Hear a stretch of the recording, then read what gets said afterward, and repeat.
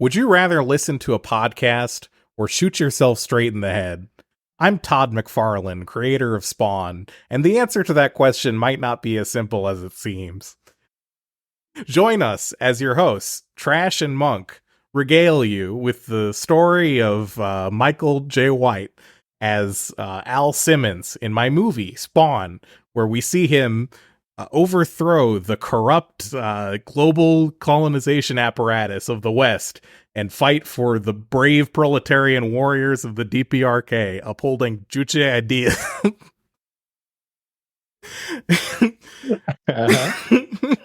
Keep going. Keep going.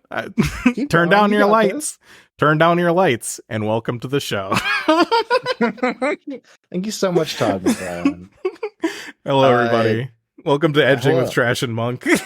I'm Monk. I'm spawning. You're spawning. I'm Brian Trash. What's Brian up? Trash? How you doing, everybody? I'm also spawning. I'm spawning. Brian, how is my Todd McFarlane? Is that accurate, or is that? I've never actually listened to Todd McFarlane. You haven't listened to Todd McFarlane? This is the intro I'm aping. Let's play some of it. Okay. I like the intro music. Very nice. It is very good.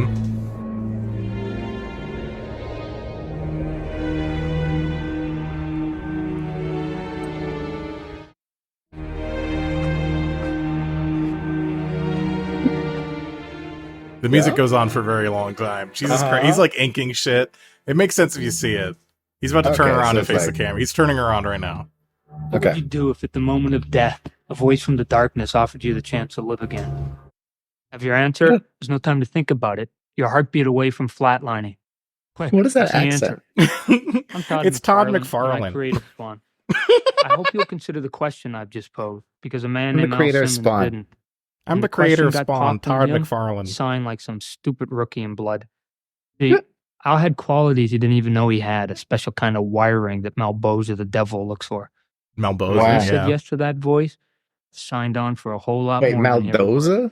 I don't know. He pronounces his own shit weird. That's Todd McFarlane. Oh, so Malebolgia. That's it. Okay. Malebolgia. Yeah. The one that's spelled malebolgia.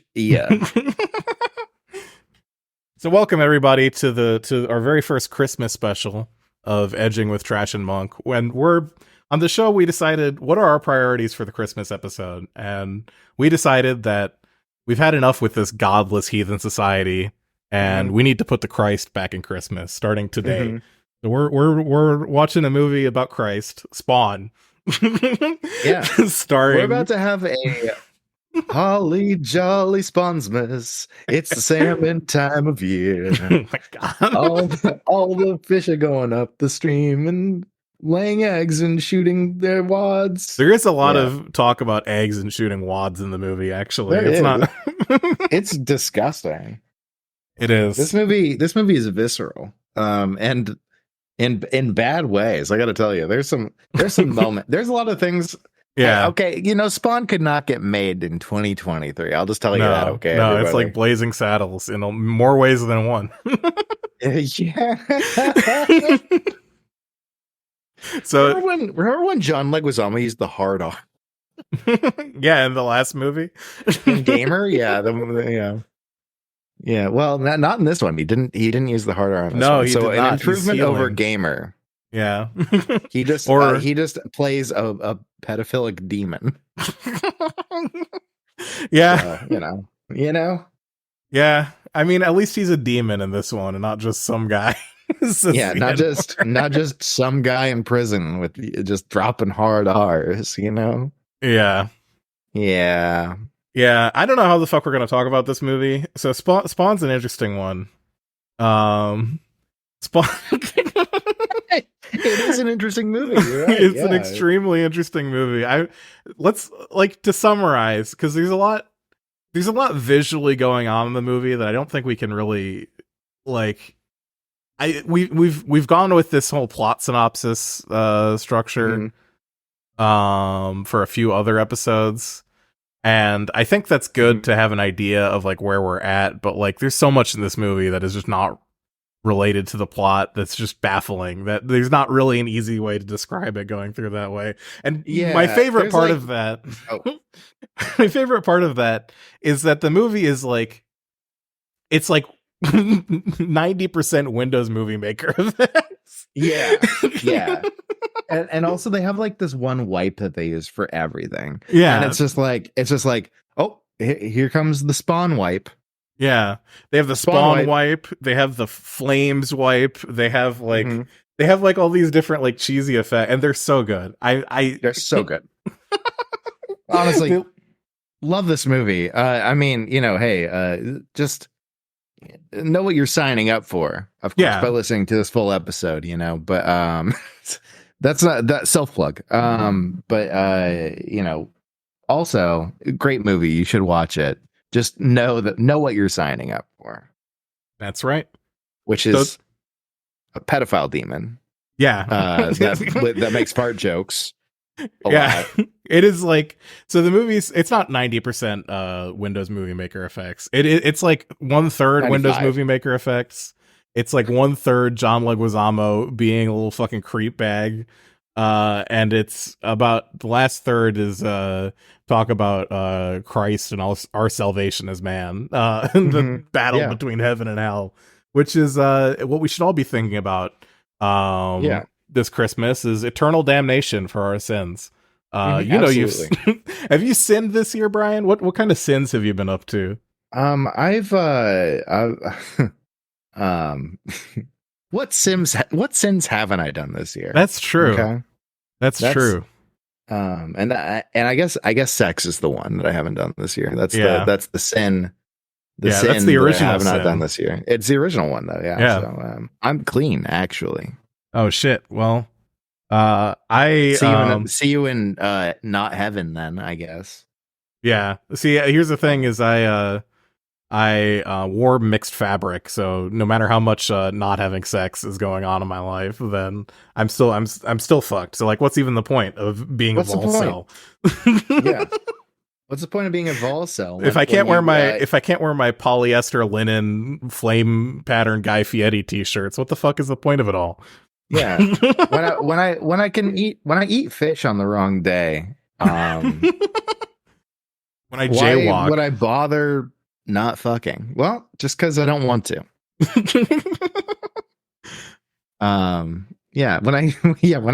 When I disrespect a father, that's true. Be that real or imagined. I have been doing a lot of taking the Lord's name in vain. I think maybe I got to chill out on that. Oh shit! God damn! I can't believe you've done that.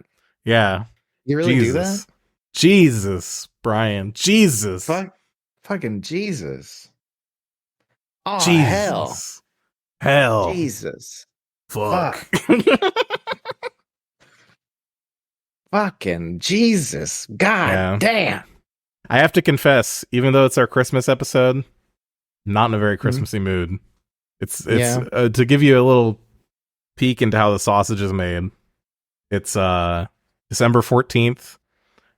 We have not released the gamer episode yet. I don't know why the fuck I think we just started recording episodes and we had to figure some shit out, and now we're just have this backlog, which is probably the first time in my life I've been ahead of the curve on anything. And it's weird. I don't know if I like it or not. I think we need to do less work on the I think the podcast is too much effort put into it. There's too much effort going into the podcast right now. We need even less podcast energy. Yeah. That's fair. I get that. Yeah.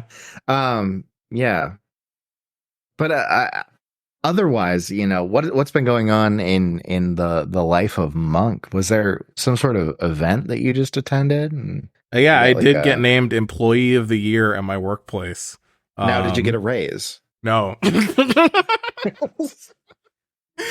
Well, not only did I get a raise, but like the last time I talked with my boss about it, he was like, "There's no annual raises. What are you like? Not like as if it's like a crazy thing.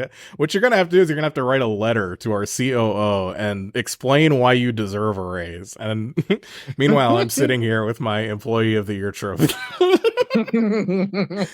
Which I'm almost certain that I got not out of any virtue of myself as an employee, but because my boss thinks it would piss someone else off for me to get the Employee of the Year trophy, so they'll work harder because they're pissed off. I am maybe I'm a conspiracy theorist. I don't know. This is maybe that might too be a much conspiracy, but maybe. I don't know. Also, it seems like at your job you're kind of the how do I put this? Like Bitch boy. I mean, sure, that too, but also just like not insane, completely shit at the job. You Yeah. know? Yeah, I think there's something to be said for that. It's like maybe you might be putting too much effort into your job. That's what I'm saying. I don't really know how I can put into your job.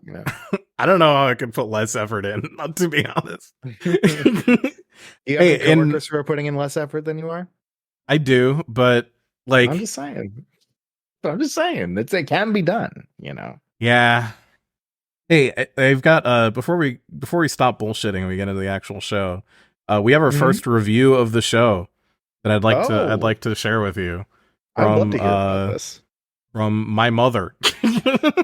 Oh, fantastic.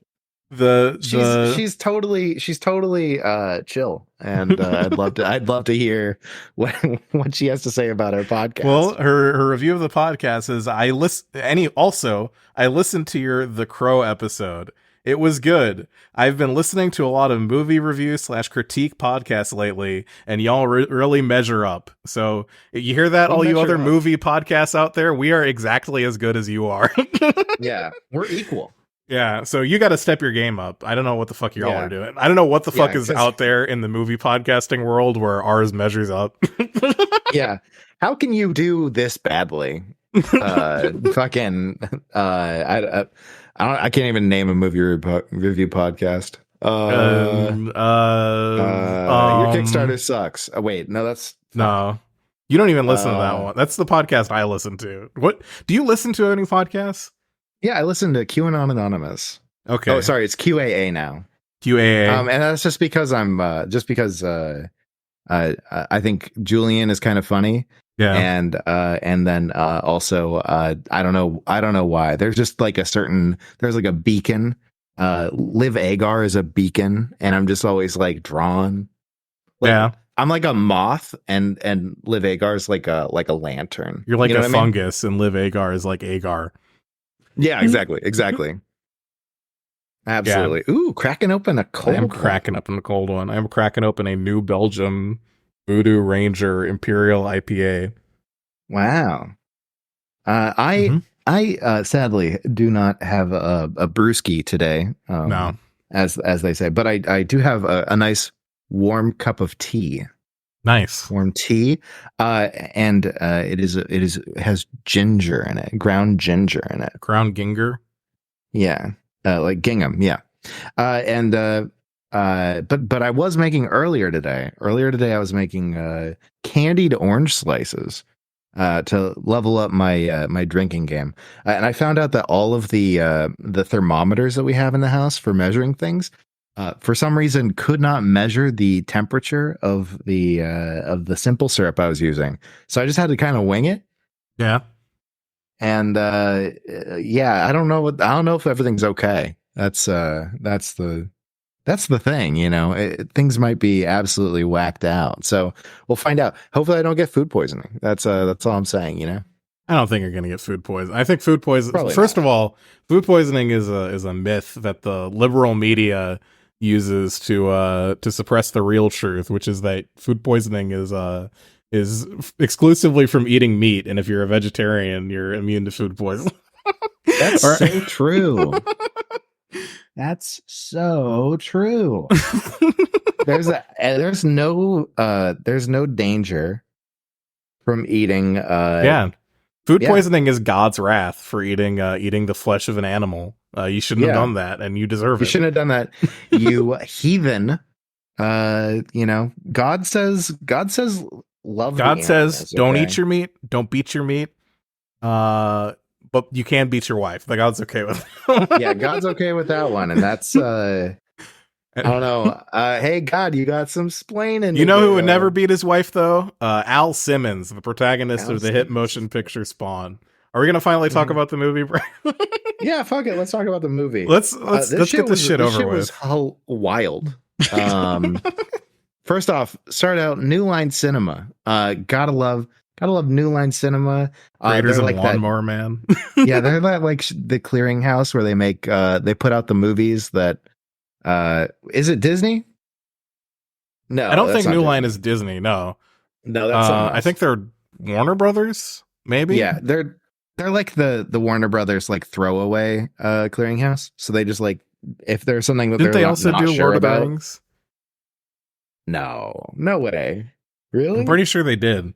Hold on, we're googling this. Googling on the podcast. Google on the podcast. You'll hear the typing too. Hold on. Yeah, I'm pretty sure. Well, hold on. They did New Line's produced the Lord of the Rings film trilogy, grossing over 2.9 billion worldwide. That's wild. Yeah. And they did Lawnmower Man too, which is even better. That grew, that did 2.91 billion worldwide. Just barely eking out over the Lord of the Rings. Just barely. Lawnmower Man was really something. I haven't seen it yet. I'm excited for that episode. Okay, everybody, because I'm going to watch Lawnmower Man for the first time. Oh my God. You have no idea what you're signing up for. Yeah, you're right. I don't. But we also watched Existenz. So, I'm like, how much weirder could it get? It was weirder. It was so much weirder. It was so funny because I was like, another glimpse into how the sausage is made. The podcast started as a series of just movie nights in Discord, and we do double features on that. We don't do that on the podcast because it would be 3 hours long, and I'm sure you have better things to do with your time. Or if you don't, you should. Yeah, absolutely. But yeah, when we watched Lawnmower Man, it was a double feature with Existenz, and you would think the David Cronenberg movie would be the weird and unsettling one, but no, it was not at all. It was nothing compared to Lawnmower. Oh my God. Yeah. So I'm excited about that. Yeah, and as you can see, the Lawnmower Man... This is like the worst IPA I've had in my life, by the way. Oh, yeah, people love that one too. I don't know what the fuck's going on. Really? I don't even hate IPAs. People buy that shit all the time. I don't even hate IPAs, and this one just tastes like asshole. I've tastes seen like people... soap. Maybe I got a bad one. Yeah, maybe. I've seen people drinking that for years. So, yeah, weird. But yeah, the Spawn. So it starts out with this whole thing. Okay, there's a heaven and hell, blah blah blah blah blah. Yeah, there's this whole narration about how there's good things and there's evil things, and they don't get along. They're not on speaking terms. And then they get into the meat of it, and they say malebolgian needs a soldier of hell. Yeah, and that's the thing. And so, malebolgia gets we cut to Hong Kong. All right. And you see this guy with a mask on. He just busts into this room with an MP5 and starts just unloading on people. And so you just see a bunch of dead people. And then he sets up what looks like honestly, like a bomb. But then it also is a rocket, and then it shoots a rocket. It's fucking wild. Yeah, he blows up like a plane on the air. So he's in like an air traffic control tower in Hong Kong, and he kills the people in the tower, and then fires the rocket at the plane, which has like this Arabian nobility type guy coming out of it. Yeah, and he's waving. He looks like he's really nice. He's like waving at someone. He's like, hi. And it just fucking explodes. Also, did you see his outfit? Amazing stuff. Looks like a Splinter Cell guy.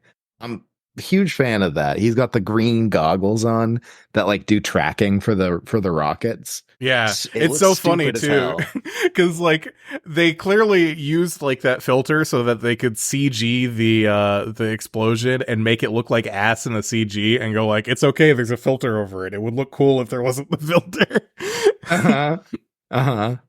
Yeah. So yeah, Mr. Assassin Man, that's our main character. Okay. That's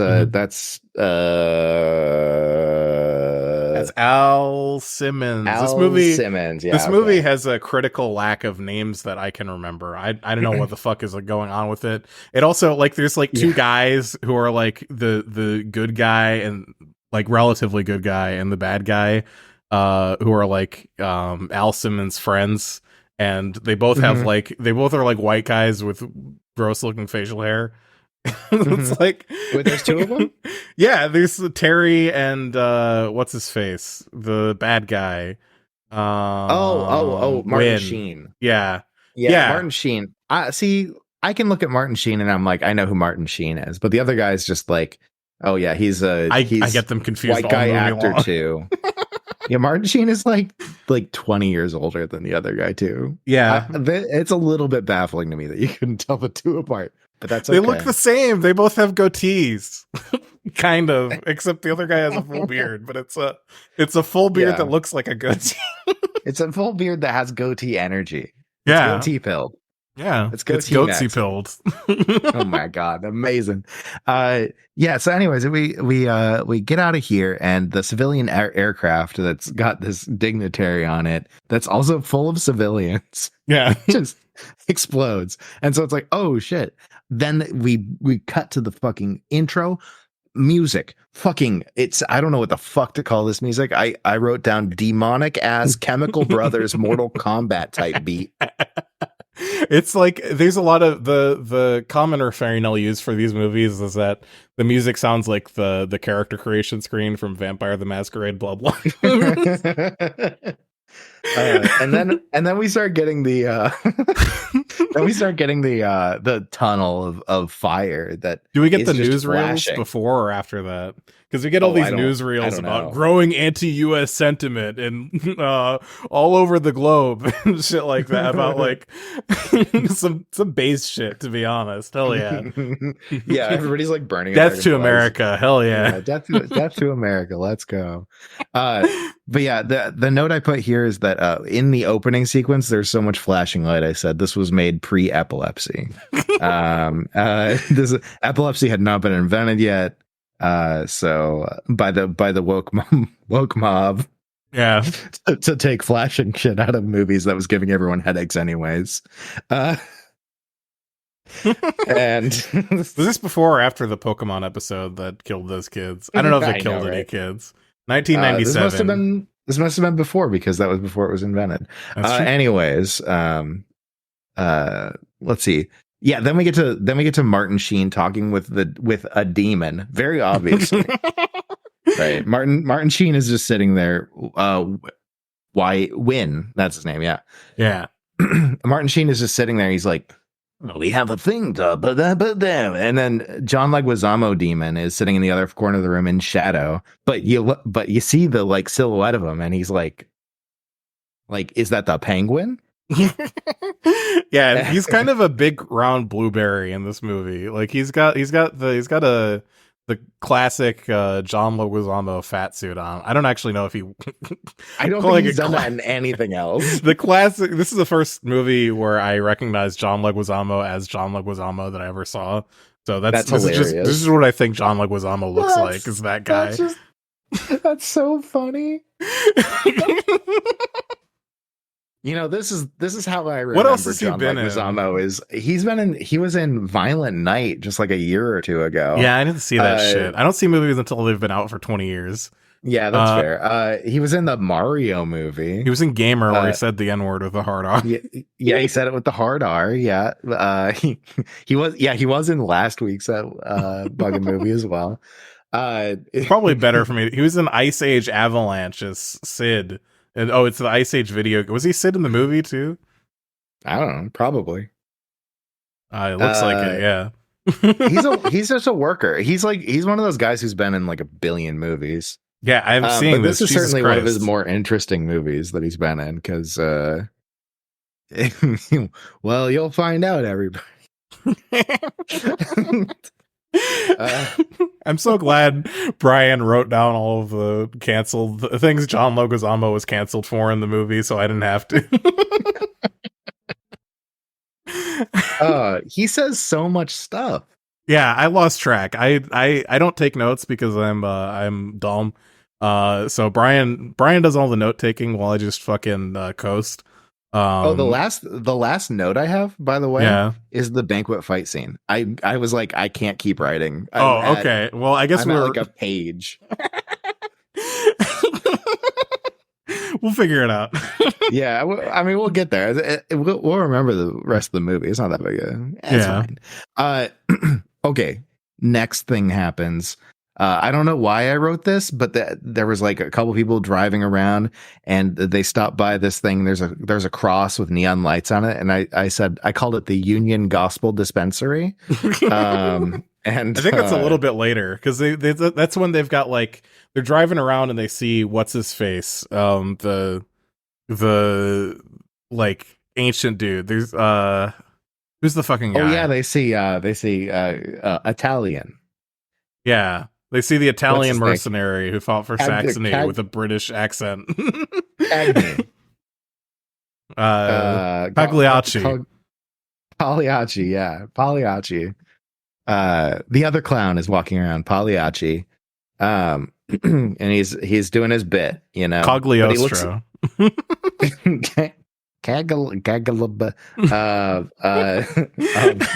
Capicola is walking around at the Union Gospel Dispensary. He's at the Gabagool Dispensary. Yeah. And then I don't know what the fuck the like assault that this movie does on your senses. It's wild. It's an experience. Because the next note I have is just fishbowl with scorpions. Yeah, so that's what's happening. Is it's Michael Jai White has returned from his mission, killing all those innocent people in the airplane, and he's talking with his boss, and he's like, "Bro, what the fuck?"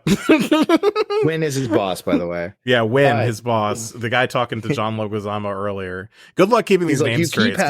Yeah. You keep having me kill civilians. I need to stop doing that. It's making me a bad person.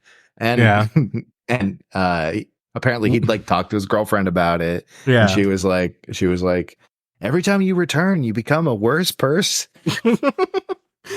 And he's like, I gotta kick it. I gotta stop killing civilians. And his boss says, "You can't fucking quit us. We're not the Boy Scouts." To which Al replies, "Yes, I can." Watch me. Yeah. And he's like, "Okay, one more mission. You got one more mission you got to do, and you got to go to North Korea." Destroy this bioweapon in North Korea. Yeah.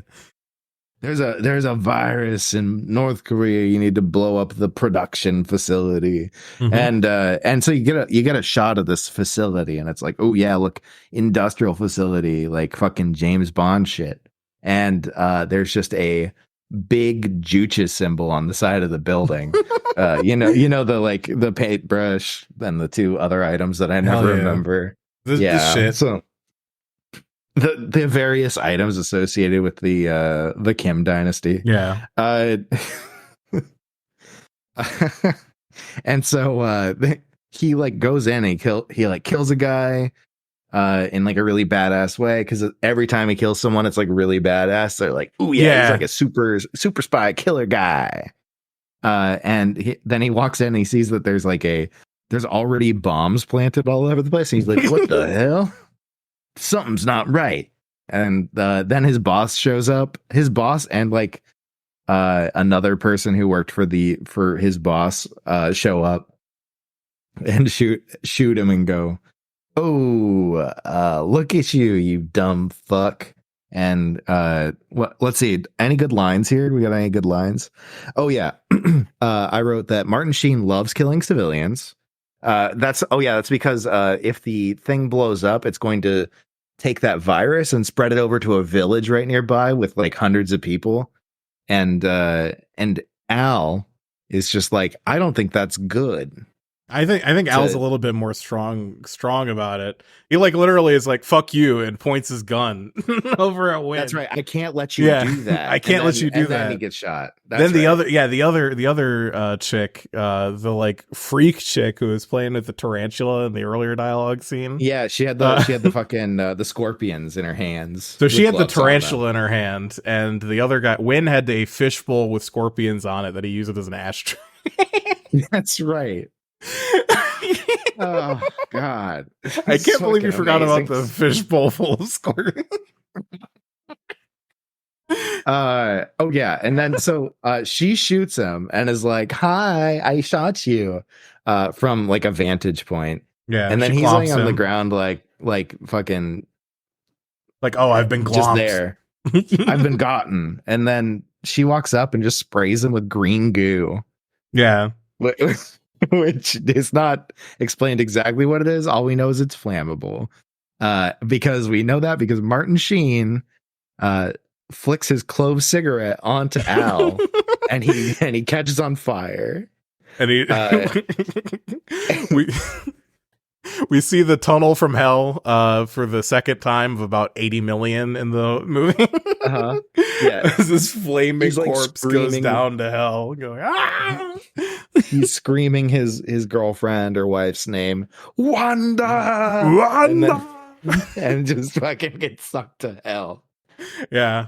And it looks like it's like there's like so many. I'm gonna lose track of all the times I can say that it's the worst CGI you've ever seen in your life, because it's always the worst CGI you've ever seen in your life. It's just so assume it's from an era where I think people. I don't know how this shit happened. I don't know how people like looked at this and like looked at the CGI output and didn't like immediately scrap the movie because they're like, oh, okay, the CGI is just not there. It's like the type of shit that like I am genuinely surprised ever got made and that anyone ever gave the green light to like showing that in the theater. Like that's how, like way too early for CGI. I guess this is like, when did Jurassic Park come out? Is this post Jurassic Park? I don't know. This is like 4 years after Jurassic Park, so there was good CGI at the time. Yeah, one of my favorite benchmarks for that is looking at the CGI in Starship Troopers. Yeah, because it's great. It like reads still. You can look at a Starship Troopers movie and be like, oh, the way they've blended practical and CGI effects in this movie, it works. It looks good.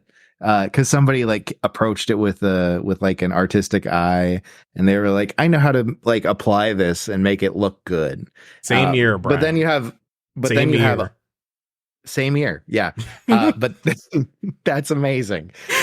And so, but then the other thing happens where it's just like somebody's like, yeah, it's gonna be like all CGI. We're gonna do so much CGI. It's gonna be really cool. And then like approach it with just like. I can't even say it looks like a video game cutscene, because video games in 1997 looked better than Spawn did. Yeah, it like looks a little bit like Planewalker Torment, like a little bit. It's got kind of that energy going on. Yeah, it's like a early mid 90s game. And it's like Planewalker. Isn't Planewalker? Planescape? Excuse me, it's Planescape Torment? Planescape Torment. Sorry, I got my magic brain all fucked up. Planescape Torment. Let's see, what year was that? It was Planescape. I think it was 2001. 99. 99, okay. Yeah. And Spawn was what year? 1997. Oh wow. Okay, so Spawn had the jump on Planescape Torment. Yeah, I'm kidding. But Planescape Torment's CGI did look better than Spawn's. Better? Absolutely Comparable. better. Absolutely better. Okay. When we look at I'll just let you have that. Here's the thing about the CGI that like, because there's some scenes in the CGI that looks fine. Like Spawn's suit when he's out in real life looks fine-ish most of the time, and like the violet. I'm not gonna say too much, but the Violator looks fine. Yeah, Fucking Malebolgia, who we see around this point in the movie. Dog shit. Dog shit. It looks like fucking Reboot is what it looks like. Yeah. Malebolgia is like phoned in. And it's like the same, like it feels like a whole third of the movie is just clips that they reuse over and over. Yeah, for sure. Yeah, but the thing is with all the other CGI, it's like, you know, you have this mix of CGI and practical, and the way they've blended it together, it looks fine, right? Yeah. It's like, oh, you've got like the suit and it's real, but then the suit gets like the headpiece drawn on, and then the headpiece, it gets cut in as like a real thing, and it looks fine. And the CGI doesn't look that bad because it's all part of like a thing that comes together. But when you have these full CGI scenes, you just look at it and it's like, oh my God. Yeah. Why did you think this was good? Like the fight scene in hell at the end? Oh my God. Yeah. You can literally see like the stuttering because like they couldn't render it at a high enough frame rate, I guess, or some shit. Like it's like he's like jumping across the screen and like they couldn't animate it. So he's moving smoothly. It's so bad. Like it looks bad. It's almost unwatchable. Yeah, like, I love it. I love, but Jesus, you don't see a movie come into the movie theaters these days and you like throw up watching it. That's the Spawn experience, and I kind of wish we would go back to that, where movies are just like made you retch. Yeah, like for sure, even like the worst like Avengers like cape shit movie does not like. It's generally not offensive to look at, which is honestly a big problem. Yeah, absolutely. If they were, maybe less people would watch them and we wouldn't have to deal with it. All right. Anyways, back to the movie. You cut right back from this trip into hell, right? And you just see Al burnt to a crisp, sitting on the roof of this shitty spot of the city, and he's like, ugh, ow, I'm in a lot of pain. And there's this clown guy there. He's just like, hey, what's up, man? What's up? Talking to this newly born, cooked in hell spawn guy, right? This hell spawn guy. And they call this gutter spot of the city Rat City. And we come back to Rat City a few times, you know. Let's see. Does he see the clown then, or does he have to get somewhere? Oh no, he saw him on the roof. Yeah. Okay. And then Al now has green eyes. He's like, he looks in a puddle and he's like, whoa, green eyes. But then the old man shows up. The old man, who we don't get the name of at this point, shows up and is just looking at him. And he's like, this is a holy place. And he's just like, yeah, right. And Marilyn Manson starts playing. I don't know if it's actually Marilyn Manson, but it sounds like Marilyn Manson, you know? It might just be like a knockoff. And I think that's even cooler. Yeah. It is cool to not pay Marilyn Manson to be in your movie. That I can agree with. Yeah. I mean, you know, not just because of like the politics of the whole thing, because I mean, there's that. But having like a musician who sounds like Marilyn Manson, who isn't Marilyn Manson, doing that like had a to Marilyn be like Manson type thing, I'm just like, fuck yeah, let's go. That had to be a sweet racket back in the day, being the Marilyn Manson sound-alikes. Oh, absolutely. Right. That's a huge part of the whole genre of movies that we care about. So, you know, I love that. Oh yeah, and then the old man also says, "You're welcome to join us," and Al's like, "No, I gotta home," and like takes off to go home. Then we get to see the fucking the clown show happening at his girlfriend's previous house. Abode. Yeah, Wanda. Yeah, I think they live together. I don't think it's just like it was both of their homes. I don't think they were married because like house, because like he had this whole conversation with like Terry or whatever. Terry's the dude, the nice dude, he's a good dude. He's the soy guy. He's a little soy, but he's good. He's a good dude. He's got a good heart. Yeah, he's a little bit of a wimp. He's a data analyst of the squad. He's kind of a nerd, you know. But But yeah, so Terry's macking on his babe now. She like grabs his ass. Yeah. They're fucking. What's John Leguizamo, the demon clown, is performing at his kid's birthday party. Mm-hmm. Yeah, just performing, doing all sorts of cool tricks, saying all sorts of weird not a shit. Demon, being really uncomfortable and weird. And then he sees Al, and he's just kind of like trying to distract everyone from going over and seeing Al, but Al's like passed out on the ground because he's in pain from the emotional and physical trauma of everything that he doesn't remember at this point. God, this movie's really hard to talk about. Yeah, he doesn't remember it. There's time flips. Oh my god, damn. Here's the thing. And so he's like meeting his child, right? That's his child, Cyan. Yeah. He's like, oh, I'm meeting my child, Cyan, for the first time, and she's like, she's got a different dad because I died. Damn. It's like so chock full of stuff. The dog runs over. The dog fucking. Yeah. I have the script pulled up because I'm trying to find. John Leguizamo says like such a fucking. It's a barrage of fucked up shit that is said by him. It's all ad lib. None of this shit is in the script. Like I'm trying to find.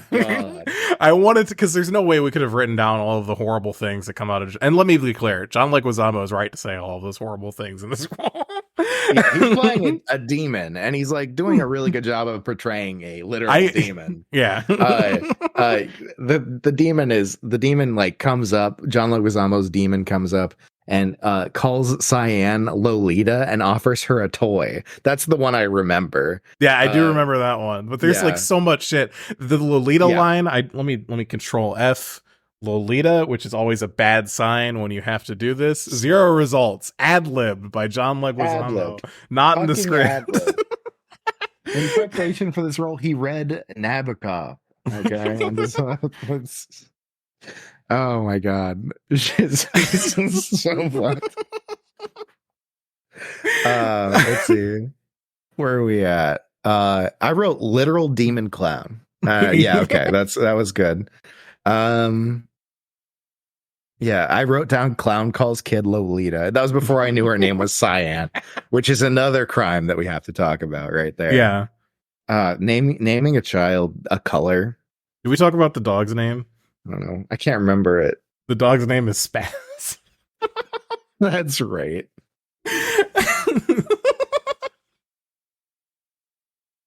Yeah. Fun movie, everybody. Here's the thing is, even this movie, I don't take this the wrong way.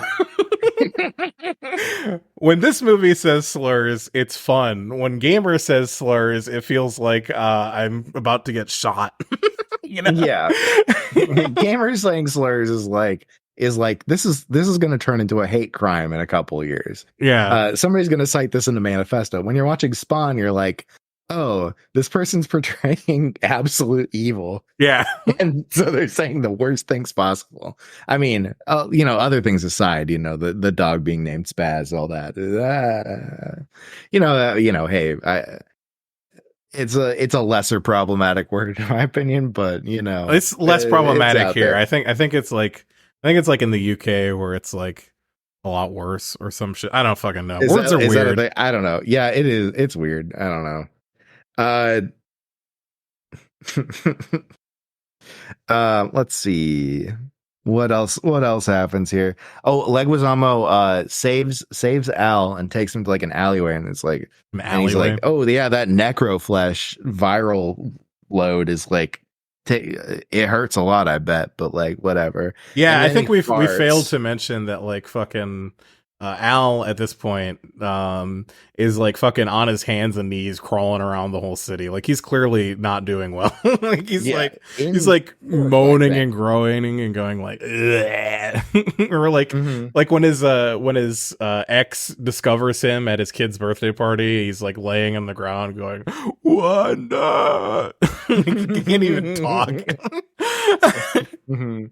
Yeah, what is it? I wrote it down. I think I'm not 100% sure this was right. Viral necroplasmas. Yeah, no, I think that's right. It's some fucking bullshit. some contrivance bullshit. Some Todd shit. But yeah, fucking John Leguizamo clown is there and telling him about a situation, which is this movie does a lot. It does, as you pointed out during the movie, this movie does a lot of like, it will show you what it's trying to tell you, and then it will tell you what it's trying to tell you right afterwards. So there's no way you're gonna miss at least the gist of what's going on. Yeah, I mean, and that's. It's bad filmmaking, but it's fun. It's fine. It's not like it's the worst. At least you figure it out, right? It's a lot better than because they do kind of intertwine the two in a way that's interesting. It's like another Christmas special we'll have to do, Legion. Oh, absolutely. It's not like that movie where it's like structured in a way where there's an action scene and then two characters have a conversation where they talk about something completely unrelated to the action scene that doesn't matter at all, and the action scene and it just repeats forever. Yep. Yeah, this is better than that. Better than Legion. Low bar, but it's better than Legion. So John Leguizamo, this is important. This is really important because this is like how you really get introduced to this character. The clown is that we don't have the name of yet. Okay, we don't know the name of the clown yet. Okay, is that he's talking and he farts and he's like, oh, that was a wet one, and rips his underwear off to show the skid marks in his underwear to Al. Is that in the script? This alleyway? It has to be in the script because they have the prop for it, right? Yeah, they have the prop for it. That's got to be in the script. Yeah, they couldn't have ad-libbed John Leguizamo having shit all over his underwear, right? He shit his pants for the role. No, I'm just kidding. That'd be funny though. Let's see. Oh yeah, and then I think I messed up and started calling the clown malebolgia. Malebolgia. But he's not. Oh wait, no, this was back because then you have a time skip. That's right, this is a time skip, and it shows back when he was in hell for 5 years. Yeah.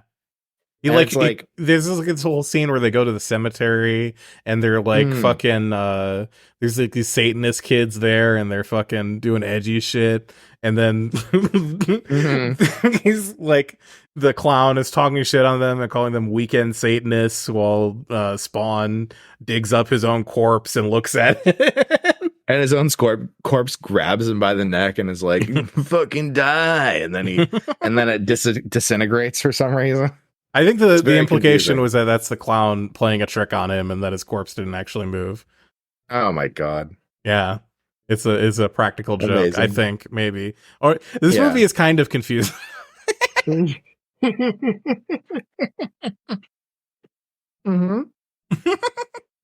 then they go back to the fucking alley. This is the other thing about this movie is that they're always going back to this fucking alley, and I don't know why. Well, it's because they have City, okay. Yeah, they have the one set for the alley, and they're like, well, I guess Spawn just hangs out here when he's not doing anything else. This is Spawn's house now. It's Rat City. Yeah. And Germa's there like, we're the rats. And then he dies. I don't know. It's a whole thing. Anyways, Germa died. Damn. In the movie. Damn. I didn't know Germa was alive in 1997. I didn't know Germa was. Anyways, fucking. So in that flashback scene, Malebolgia is down there and tells Spawn, you can see Wanda if you lead my army. And it's like, okay, dog, fucking. So he agrees to it, and that's why he's Hellspawn now, right? Yeah. And he has the necroflesh. This is where we get introduced to the term necroflesh, which is his cool armor stuff. They say necroflesh like once, and then they're just like, use your armor, because they didn't want to say necroflesh over and over. Which is too bad, because necroflesh sounds fucking tight. Yeah. That's the if I were making this movie, I'd be like, you need to say necroflesh as often as possible. Oh yeah, and then Leguizamo in just another amazing moment of acting. Finds a piece of pizza in the garbage, is like, ew, anchovies, pulls the anchovy off, leaving all the mealworms that are supposed to be maggot looking, and then eats the piece of pizza with the crawling maggots on it. That is not CG. That is real. That happened. He did that for this role. For Spawn, he did that. Yeah. Yeah. What a legend. What a fucking legend. How dedicated to the craft do you have to be to eat a bunch of... Maybe that's just what John Leguizamo is into. Maybe he is. Let's see. Oh yeah, and then we learn about Heat 16, which they describe as it would make Ebola look like a skin rash. I forgot about that. Martin Sheen has harvested a virus from all the dead bodies from that attack in North Korea. From the chemical not the viral bioweapon factory in North Korea that they blew up. So he's got this super virus now called Heat 16 that will kill like everyone. Yeah. And he made a vaccine just for him and his friends. Yeah. So yeah, that ends up being pretty much the plot of the movie. That's the spot where the plot really starts. You know, it's like, oh, this is how the bad thing's going. Okay. Let's see. And then we go to the banquet scene, and that's where my notes stop. Yeah. So what happens is like fucking. So after having his memories restored and revealing that he's he's come back from hell to lead Satan's army, or whoever Malebolgian his army, Malebolge's army. The one specific order he got from Malebolge was he has to kill Win. And so after being re-informed on the shit that he did in hell, Spawn's like, alrighty, I'm gonna fucking kill Win. I hate that guy. He's fucking killed my ass. Yeah. Which honestly, fair. I would hate that guy too. He's kind of a prick. Yeah. Seems like a piece of shit. So he's like fucking storming off. While fucking the clown dude just poofs away after eating the pizza. He goes to this now, Brian, can you place where exactly this movie is happening? Because the banquet that they go to is in front of this big building with a bunch of fucking Swiss flags in front of it. But fuck? Are they like there's like Switzerland flags there, but they're not in like Switzerland, right? They're in like Jonestown, USA or whatever the fuck. They're in America. Yeah.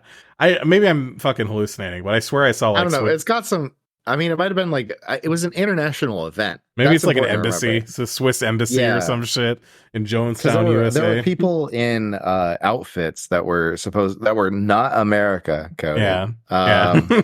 You had a couple guys who were in like I don't know what to call that. I don't know, wearing some cultural garb. some sort of like African coded cultural garb. Yeah. And they were talking with Win and being like, oh wow. And he's like, yeah, things are going great. And they're like, yeah, cool. And it's like, oh yeah, we're all part of the axis of evil. Fantastic. Love that. But then they're all hanging out. Spawn has been like moving around and in this area, just doing shit. And then he comes in through the ceiling and attacks everybody. He goes and walks up to Win and chokes him. But then Win, for some reason, gets... Oh, wait, that's right, because he's throwing them he's like throwing them all over the place. And this is where we first see like the full majesty of Spawn's cape for the first time, right? Yeah. Which takes up like 90% of the screen. It's extra. Huge. It's fucking extra as hell. It's like it's like the size of like you ever go to like those car dealerships and they have the American flags big enough to blot out the sun. Yeah. It's like that. I've seen those. Except edgy. except I don't know. Except it's cooler. Yeah. Fucking so they're having this like weird fight. Al wants to go kill Terry as well. He's like, Terry, you betrayed me. And Terry's like, what? You died? Are you? What? Do you know about your daughter? And then Al's like, ooh. And he's like, okay, not you, Terry. It goes back to Wynn. And at this point, the lady assassin from the beginning of the movie shows up. No, priest, not angel. Priest. Okay. Priest shows up, and she has two guns. There's like two P90s back harness. Yeah, and she just unloads on the dance floor at where fucking Al is. Yeah, it's like, well, that's terrible. But then also, yeah, she ends up hitting him, and you find out that that necroflesh regenerates. Fantastic, love that. And then all of a sudden, Al's up there, and they end up fighting. Yeah, it's a total anticlimax too, because it's like 5 seconds, and then he shoots her in the head, and then it's like over. It's like he barely does. There's something really beautiful that happens in that fight, though. She goes to kick him in the nuts, and his belt grabs her leg.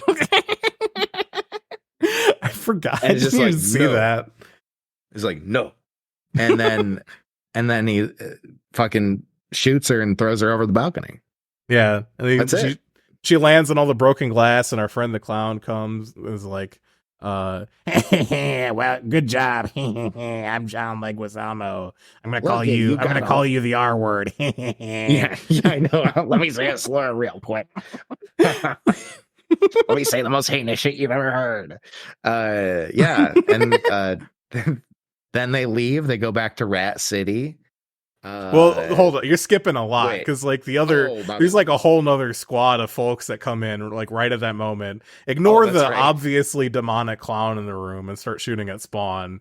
And he's like running around. He gets like pushed out a window or something, and he falls, but he like catches himself on the side of the building and starts crawling around like Spider-Man, while there's like all these Marines in dress uniform with their bolt action rifles running out of the building to shoot him, and the cops are there. He figures out that he can like turn his hand into like weird suction cups too, and starts climbing around in the building. Like, really, it feels like a comedy scene, because he's like climbing around in the building, and there's all these searchlights and shit looking for him. And then he gets up onto this ledge in the corner, and he uses his cape to blend in with the wall perfectly. And it's like 5 minutes of like, they're looking for Spawn. They can't see him. He's not there. And then he just turns the cape off and starts walking around again, and immediately like a big chunk of rock falls down, and they're immediately like, there he is, and they just start shooting again. Yeah. like nothing happened. Yeah, I really appreciate it, because you said literally at that moment, what if they just see him immediately? And then they did, the moment you said that, and I was just like, that's amazing. Yeah. Yeah, and then he gets back to Rat City. Yeah, then he does some shit where he just flies away. It was like, total anticlimax. Could have done that the whole time. Wynn is like, Priest died. Fuck. And then they never talk about Priest ever again. Yeah, and no one ever cared about Priest at all, even though she got her promotion. Yeah. And fucking then John Leguizamo shows up and is like, hey, buddy, let me say something awful. And Wynn's like, what the fuck, man? Yeah, so this is I think when he's talking about, because he's telling Wynn, like, because Wynn's freaked out, because he's like, why the fuck is Simmons here? I killed his ass. And he's like, oh, don't worry about it. By the way, we need you to get surgery to put this thing in your heart, so that if you're ever killed, all the bombs with the virus go off. And he's like, yeah, that sounds like a good idea. Doesn't even fucking question. He's like, okay, sure. Mm-hmm. Yeah. And amazing stuff. Yeah. So now we're back in Rat City, and some shit's happening. Wait, are we in Rat City now, or is he because he stops at Wanda, wherever Wanda's, because Wanda's doing like some speech about viruses at the UN or some shit, and he finds his kid there and Spaz. Was that then? I think that was then. This is where my notes have ended, so I'm just like, I think that was then because I think there's a good reason you stopped taking notes, and it's because the movie becomes a like really, really hard to keep track of, because it's like for one thing, they go back to that alley like 8 or 9 times at different points in the movie, and it really just starts to feel like a dream, like a very bad way. And also. Whenever they're not there, it's always something insane happening. Like, I think this is around the scene when John Leguizamo is dressed up in the cheerleader outfit going, "Go, Spawny, he's our man." SP on. SP on. And then gets sucked into hell, and fucking male bulge is there like, "Hey, what the fuck are you doing? What the fuck are you doing?" And I'm like, yeah, the awful CGI demon has a good point. What the fuck are you doing? Yeah. What's happening? Sometimes I wonder what the cocaine budget was for this movie, you know? Yeah. I wonder what the cough syrup budget for this movie was. Much better, yeah. Any DXM heads in the chat?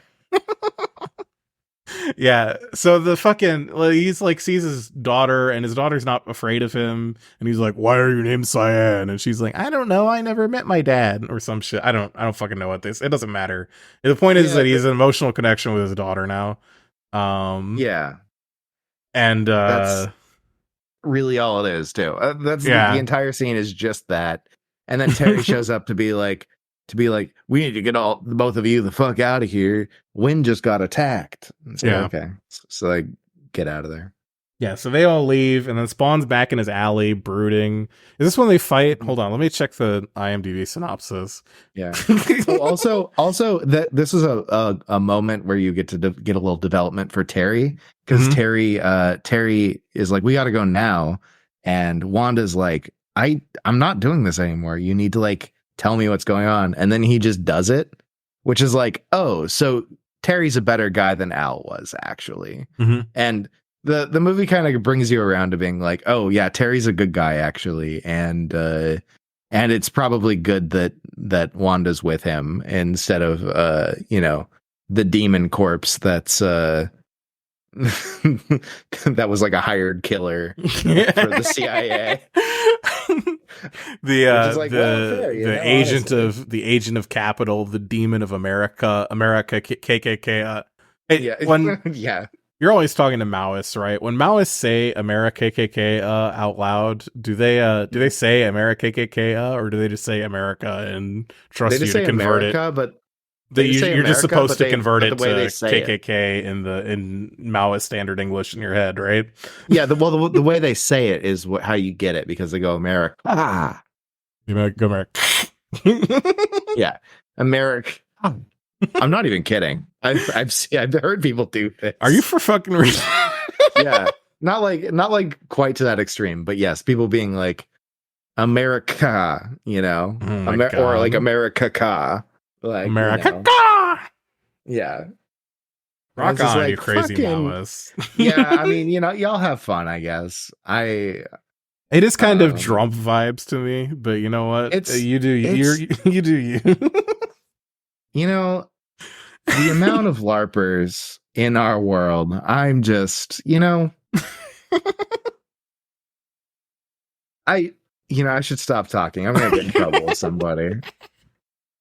Listen, I'm pro LARPing. I think everyone should be LARPing as much as possible. I think people should be acting as stupid as possible all the time. So, listener, I have this kind of idea that like, if something's funny, you should probably just do it. And that's like, that's how I live my life now. How's that going for you? I don't know if I believe in anything anymore. I just think it's like, oh, if it's funny, then you should probably do it. Yeah. There you go. Yeah. That's a way to live, right?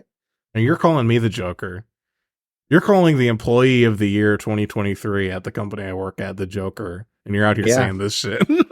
And I'm out here being like, oh. Why so serious? Many have said this, okay? Many have said exactly this, but yeah. Brian, why are you like this? It's just, don't worry about it, okay? Don't worry about it. Anyways, Spawn.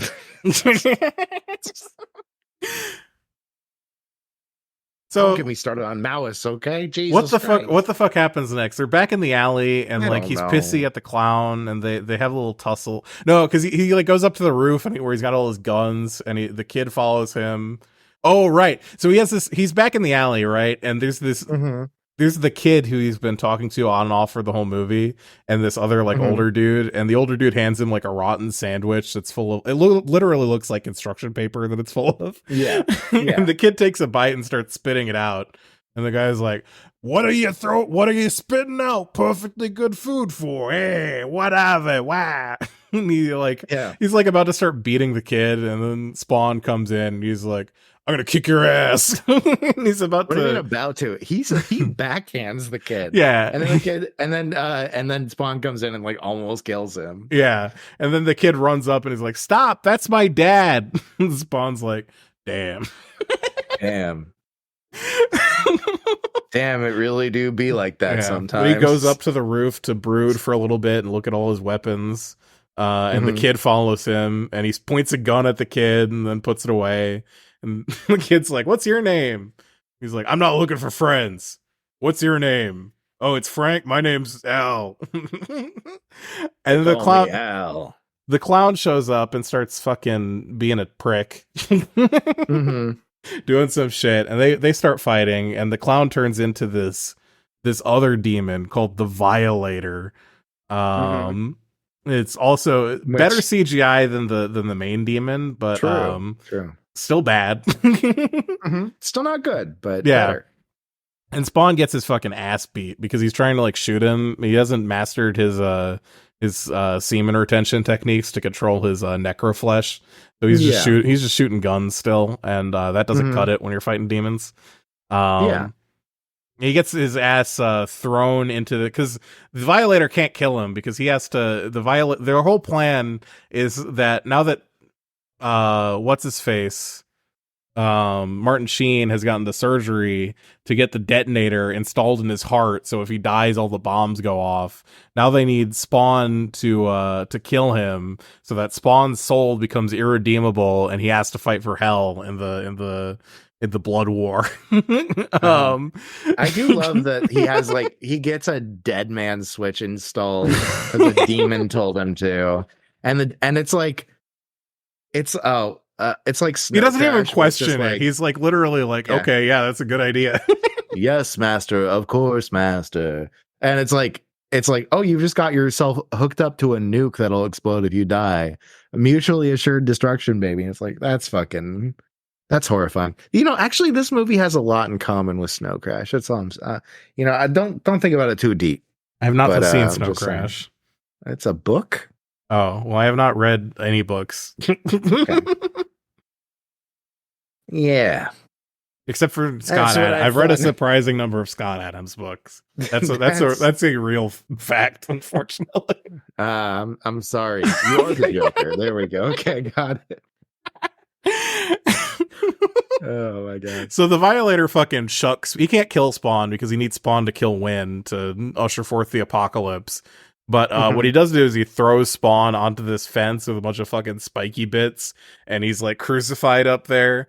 And then then Pasta Spaghetti. If you don't kill Wynn, I'm gonna fuck your wife. then Spaghetti Calzone, the other guy. Yeah, Capicola Gabagool. Walks up and is like, wow, you sucked. He's been in this whole movie from time to time just going like, hey, killing people's bad every once in a while. But he's not very exciting. We just kind of brushed over it. And he takes Spawn down and he's like, let me show you how to retain your semen. And teaches him how to way of retention. Yeah, he's like, your armor can do all this cool shit. And meanwhile, Spawn's been doing cool shit with his armor all movie, but it's just like he's bad at it because he hasn't really thought about, oh, I can do cool shit with my armor. It just happens. Yeah. So he's like, try doing something on purpose. And he throws this bottle up in the air, and Spawn immediately destroys it. And he's like, cool, my training's complete. And he wanders. My favorite part is when the little nipple things fly out. The first time he just like has them fly out, and they go out and they're just kind of looking at nothing and then frown and then fly back to his chest. Yeah. And it's like that they made them frown is very funny. The CGI actually looks kind of good here. Yeah. And it's just like, that's so funny. And then he throws the bottle and they just turn into like these like wicked appendages with like spikes all over them, and they rip the bottle apart. It's like, it's just, this movie's so goofy. Yeah, it's like, hey, try thinking about what you want to do is literally his advice. And then it's like, oh, wow, okay, that was easy. Yeah. And then he puts it, he like wanders off to go, because fucking the Violator is going to run off and makes a bunch of references about fucking inseminating Wanda. Yeah, he sure does. He like loves that. And like, I'm gonna fuck your wife. It's like half of his dialogue for the rest of the movie is I'm gonna spill my seed all over your wife's hot little box. Yeah. Every time you hear it, you go. If you're me, every time you hear that, you go. Ugh. Every time I hear it, I go like, Yeah, Monk gets turned on by it, and I'm disgusted because I'm morally pure. He's gonna do the thing where he holds the Bavarian cream donut and squish it and say, "That remind you of anything?" God, I forgot about that. And also, all the stuff that he's doing, he like explicitly says, he's like, yeah. So like the whole thing here is that he's like driving that fucking goo truck. Yeah. I don't know why he's driving it like an asshole just to piss off Spawn. I think that's like the same shit that they burned Spawn with. Oh, in the truck, because it looked like green Powerade. It did look a little bit like green Powerade, but thick. Yeah. But yeah, the whole thing was he was just like, oh yeah, the fucking if I get him all worked up, then he'll just kill Win easily. Yeah. And it's like, so you're just trying to like goad this guy into killing Win. That's your whole thing. Not just like steering him on the path, but just being like, I'm gonna fuck with him. I'm gonna fuck with him until he does it. Fuck with him. And it doesn't work at all. Like, it's just a well, he's jealous of Spawn because he's talking about like, I should be leading Satan's armies. Ah.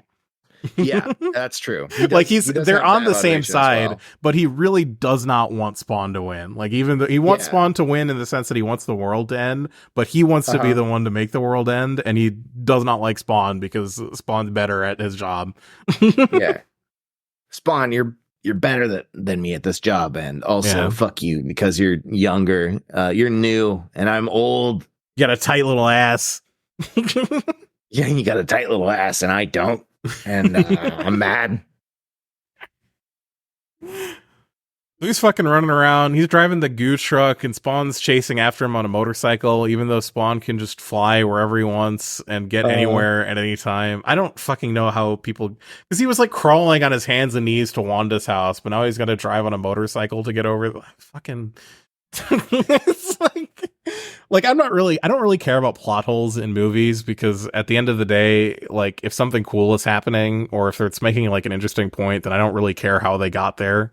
But it's like absurd the amount of times that this movie just does something and it's like, oh, could they have just done that the whole time? And it's like, well, maybe, I don't know. Sure. I guess he can do that. Pass the mirror with the blow on it. Fucking. I'm Todd McFarlane. Could you cut me another line? Could you cut? Sorry, let me do a better talk. I'm Todd McFarlane. Could you cut me another line on this mirror? It was a real one for reference. Stephen King was involved. For reference, Stephen King would be involved. Yeah. Before you find yourself in a similar situation, and a voice calls to you in the darkness, think of Al. Or as you may see, you'll have all eternity to think about your mistake. Yeah. Big sniff. Big sniff. All right. Anyways, So they're acting crazy with the goop truck, and they're doing a motorcycle chase, and the motorcycle dies, but then Spawn turns into a big spiky triangle, and the clown drives into the triangle, and the truck explodes, and the clown flies off and gets there, gets to Wanda's house, flies away, being propelled by the explosion or some shit. I don't fucking know. Yeah. I know, it's fucking stupid. And then Wynn's at the house, and Wynn's just like, oh, wait, hold on. Terry's uploading some stuff. Yeah, Terry's leaking to the press. He's leaking to the press. He's like, I'm uploading some files. Yeah. And, you hear the press lady's sounds. like, she's like, yeah, I'm going to show these on the news. Yeah. And then Wynn shows up and is like, I'm gonna fucking shoot everybody. And he's like, just kidding, I'm not gonna shoot you. I'm using you as hostages. And he shoots the computer, and then takes everybody hostage and puts them in a room. And then it's like, oh, somebody's at the door. Who's at the door? John Leguizamo. And he's like thrusting his pelvis and going like, he's like, I'm gonna and then it's like, we got to go into the room that has better angles for shooting. Yeah, they're all like cramped in this hallway, and they literally are just like, all right, everybody, let's go over here. And they get into the living room where there's enough room for everybody to stand in the shot. Yeah, it's amazing. And then Spawn shows up, and Spawn's like, oh my God. And he like walks up and he sees that like a fireplace is lit and it blows fire out. And all of a sudden Wanda's there on this like weird torture device, like strung up on it. And it's just like, oh, I need to help. And then Wynn shows up and is like, oh, not so fast. I've got a knife and I'm going to stab her. Yeah. And it's like, okay. And then ultimately he's just like, all right, I'm just going to do it. You're not working fast enough. You're not working fast enough for me. You're not agreeing to be like on our team. So I'm just gonna stab your love. And so he does it. And then immediately gets his ass beat. Like immediately. It's just like fucking like Spawn's like, okay, okay, and just walks over to him and like beats his ass. Like, yeah, because like. I'll talk about it a little bit later. But like he's getting his ass beat, and then he's like, "Wait, you can't kill me. They want you to kill me. Everyone will die, and your daughter will die." And then like Spawn uses his X-ray vision and sees the detonator in his heart and just levitates it out and shoots it. Mm-hmm. And it just stops working for some reason. Yeah, inexplicable. And then he's like, okay, I'm not gonna kill you now, Wynn, because that's what they want me to do. Yeah, I'm sick of doing the devil's work or some shit. Yeah, it's like, okay, weird time to stop that. This guy did kill you. So then Wanda, who is presumably stabbed, starts freaking out and going like, "Why didn't you kill him?" and turns into the Violator in the clown form again. And the real Wanda appears, and then Wynn gets like pissy and is like, "You set me up." And I'm really wondering what the plan was, where like he didn't know he was getting set up. It's like, what did he think was going to happen? He's going to stab Wanda, and then they're going to be chill. Like, what? What? You think that's going to like calm him down? He already kicked your ass. Like, how do you think you're going to kill him? Yeah. He's like literally got the necroflesh, and you're just a fleshy little human. Like, what are you going to do? Yeah. What are you going to do? Win? But anyways, fucking that, then you've got fucking the Violator comes over and just starts licking on Wanda's face. Like what, for just to be creepy, be creepy. That's all.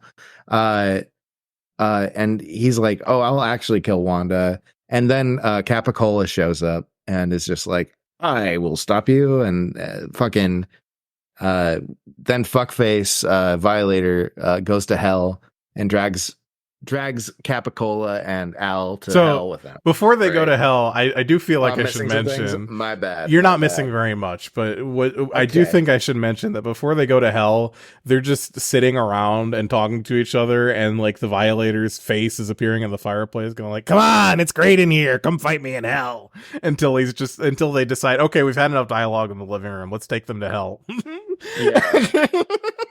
It's so fucking dumb. And then they have the worst fight scene in hell that I've seen, where it's like unwatchable. It's so bad. Like, it defies like words. It's also like 90% reused CGI footage that we've seen like 80 times in the movies. Suffice it to say, they get out of hell. Yeah. What's it? Capicola is like barely useful. Spawn ends up stabbing the Violator, and the Violator's like, oh no. And then there's like a million dudes, and Spawn kills like a million dudes, but there's a million more dudes. The Spawn flies away with Capicola, and then they all sit down in the living room and talk about their feelings. And the Violator shows up again. Spawn like chain lightnings a bunch of the armies of hell with his like cool green power. And while they're going away, it's just like, where did that come from? They're just chilling in the living room then afterwards. They're like, wow, that was pretty wild, huh? And because it's a horror action slash, I don't know, fucking bad boy comes back. Violator comes back and he's like, I can grab you through the wall. Yeah. And grabs Spawn and starts trying to eat his head. Yeah. Apparently how you kill a Spawn is you cut their head off. And then Spawn's Spawn's struggling and he's like, oh no, Spawn's gonna die. And then Gabagool tells him, use your armor. And Spawn's like, oh, that's a good idea. And uses his armor and instantly kills the Violator.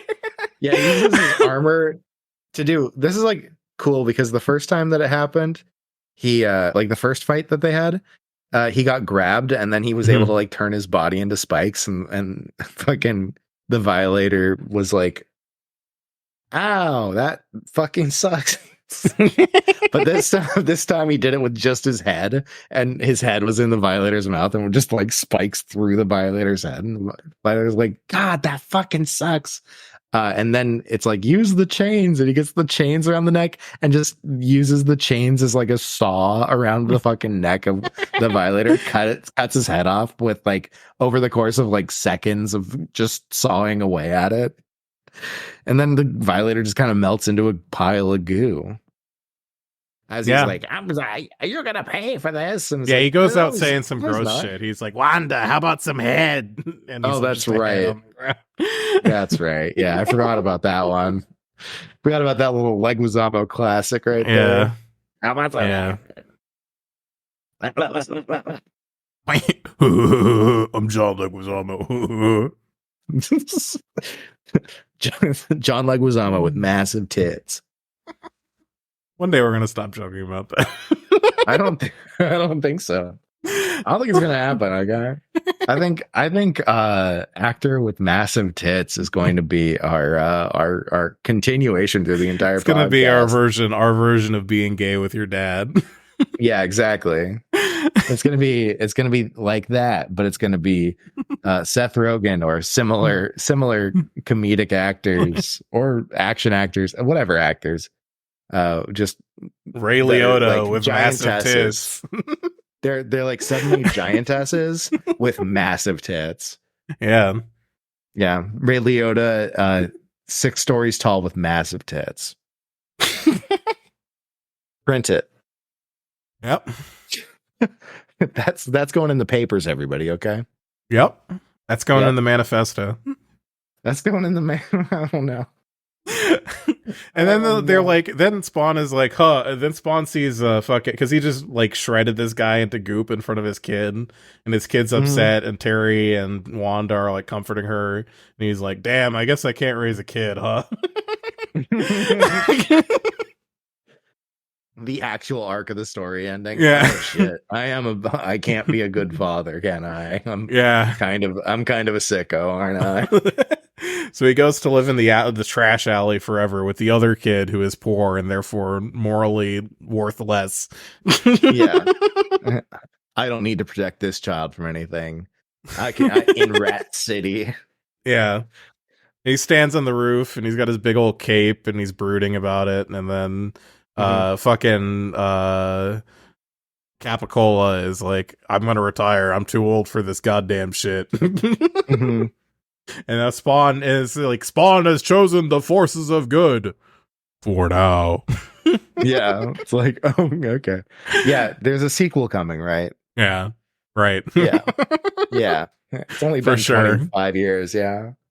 Oh my god. And that's Spawn. That's how the movie. That's Spawn. That's Spawn. Any thoughts? Any final thoughts about Spawn? I think you have to see it to believe it. I think we did as good a job as anyone could reasonably do describing what's happening in Spawn and how fucked up it is. I don't think Spawn is an evil movie the same way Gamer is, because Spawn is like, at the end of the day, there is a lot of gross shit that happens in Spawn, but the person doing all the gross shit is literally the devil. Yeah. So it's like demon. Like, yeah, they're gross, and Spawn is like kind of a fucked up anti-hero, but like at the end of the day, he doesn't kill people indiscriminately, and he chooses to not end the world because he wants his kid to live. Which, like, you know what? Hey, I can get behind that. That's not nothing. That's not nothing. That's better than Gamer. The moral movie of Spawn. I mean, but it's like, it's an okay movie. Like, definitely not against going and watching it. You know, if you can handle some real crude humor, if you handled South Park in the 90s, I mean early 2000s, if you could survive a Call of Duty lobby, if you could survive a Call of Duty lobby or a Team Fortress 2 lobby, you know, I think you'll be okay. Not a Guns of Icarus lobby. That shit's worse than Spawn. Yeah, that shit was oof. Steampunk. Gotta watch out for those guys. Seriously. That's true. And that's the moral of our episode of the podcast, is that number one is you should submit to Christ and turn the other cheek like Spawn this Christmas. And number two, fuck steampunk. Fuck steampunk and all people who like steampunk. Brian, you have anything to shout out? Even you. Yeah, I don't know if you've heard of this podcast called Edging with Trash and Mo. I have not heard about that. Would you like to play an episode of the podcast right here at the end of the podcast? Absolutely. Let's play an episode of the podcast right here at the end of the podcast. Okay. But yeah, we're what else? What else am I doing? I'm not doing anything. You're not doing anything. I go to work. You're not posting anywhere? You're not saying some dumb shit? I post on the internet. A Blue Sky. Is it B Trash or Brian Trash? I can't remember. What's my name? It's what is your name? Brian Trash BSKY. That's Blue Sky, everybody. .social. Or also on Twitter under a similar name. I believe it's just at Brian Trash. I think you're at Trashcan1312. It's at Trashcan1312. Yeah, my bad. Yeah. My bad. I am at cursedmonk.bsky.social, which I don't post on Blue Sky because I only have the energy to post in one place, and I get more likes on Twitter. Yeah. And I do have one more thing. That I have a Letterboxd account that I post. I post actual reviews of all of these movies, more serious versions of reviews, as well as some other movies on a list on Letterboxd. Let me bring it up real quick and make sure that I've got the right account, so that I don't lead you astray. Yeah, Brian Trash. It's just Brian Trash, with an I. Brian with an I. On Letterboxd. So hell yeah, come and find me and I will I'll make taste for you. Okay, hell yeah. On Twitter, where I post the most, at cursed_monk. You can also email the podcast at edgelordpod@gmail.com. You can send us an email and we will maybe see it. I don't know. I haven't been checking the email lately, but we also have not released an episode where I shout out the email address, I think. Maybe we have. Maybe I should check let's check the email right now. Let's see what's in our email inbox. Let's do our mailbag. Okay. Mailbag. Mail time. We have a email from our fan Apple saying there's still time for holiday gifts. Order in-stock items by noon for delivery on December 24th, 2023. We could order Apple. That's a celebrity, right? Whose kid? Tim Apple. That's his Tim kid. Apple. Wow. Yeah. Oh, okay. And they're saying we could order a new iPhone 15 Pro from $999. Brian, do you have $999 in total assets? I probably could liquidate some things to make that happen. Okay. I'm not going to, but I could. I just got paid, so maybe I could do that. Yeah, maybe you could do that. All right, everybody. Yeah, y'all. Thanks for coming to another episode of Edging with Trash and Monk. I've been Trash, and that's been Monk. Yeah. And we'll see you next time in the Edgelord cinematic universe.